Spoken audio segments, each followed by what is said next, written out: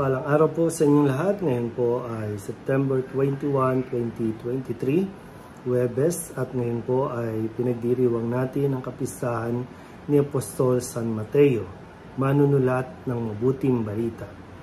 Ang ating unang pagbasa at pagninilay ay hinango sa sulat ni Apostol San Pablo sa mga taga-Efeso, chapter 4, verses 1 to 7, at verses 11 to 13.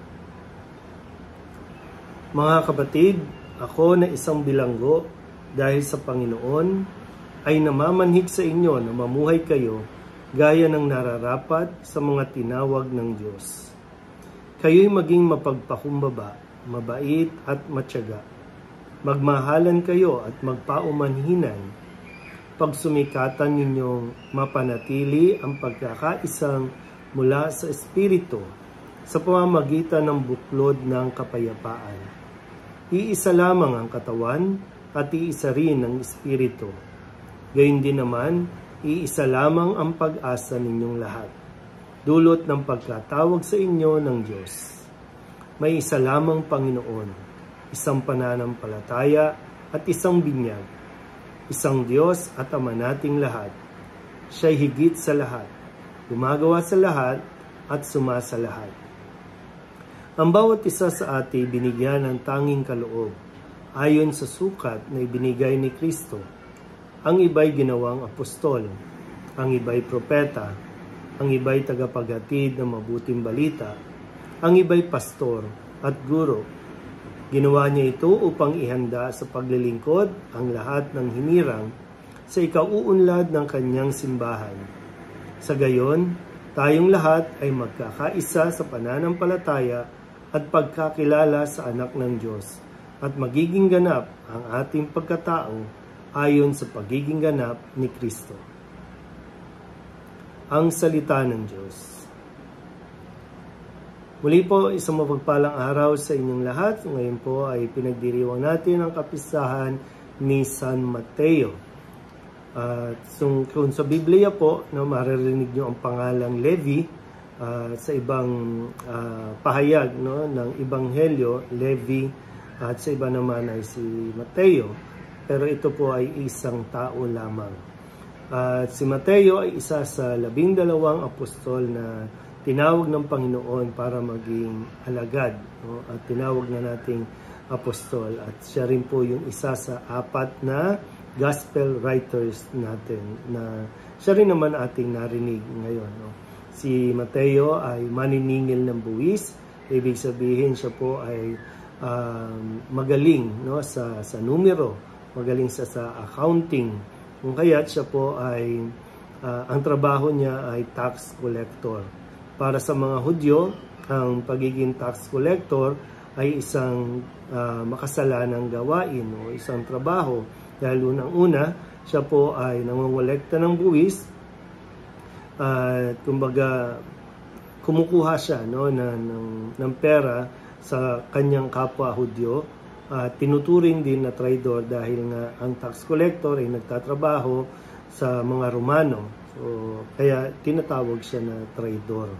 Yun nga lang po, siyempre, dahil nakakalimutan na ng tao ang kwento o background, kaya nagiging, kumbaga, pag sinabing tax collector ay makasalanan na agad na hindi pa natin nalalaman talaga kung yung bang nagkakaroon na tayo ng bias agad kapag tax collector nangungulekta o kaya nangungupit o yun nga, kumukuha ng dagdag na buwis na siyang lalong nagpapahirap. Pero dito po sa ating ngayon, sa unang pagbasa ay pinaalalahanan ni San Pablo ang mga Kristiyano sa Efeso na manatiling mamuhay ayon sa nararapat na tinawag ng Diyos. So, tinawag na, kumbaga tayo po ay, although siyempre nasa proseso pa rin tayo ng pagbabago, pero kung titingnan natin ang ating mga naging buhay, tayo pong lahat ay nakagawa ng kasalanan, gumagawa pa ng kasalanan dahil sa ating mga kahinaan, pero kung kaya, patuloy naman tayong tinatawag ng Diyos at tumutugon din naman tayo. Ang paalala lang sa atin ni San Pablo ay manatili tayo na namumuhay ayon sa nararapat sa mga tinawag ng Diyos. At ano yung dapat nating mas pairalin?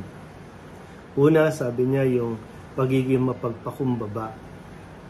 Yung tanggapin natin, no? yung with all humility, tanggapin natin na tayo nga ay naging mahina, tayo po ay nakagawa ng kasalanan. No? Kahit na batuhin tayo ng tao, husgahan tayo ng tao, tayo po mas pipiliin natin na magpakumbaba at tanggapin ang kanilang, kung ano man ang sinasabi nilang hindi maganda. Dahil at one point, totoo naman po, no? Tayo po ay naging makasalanan.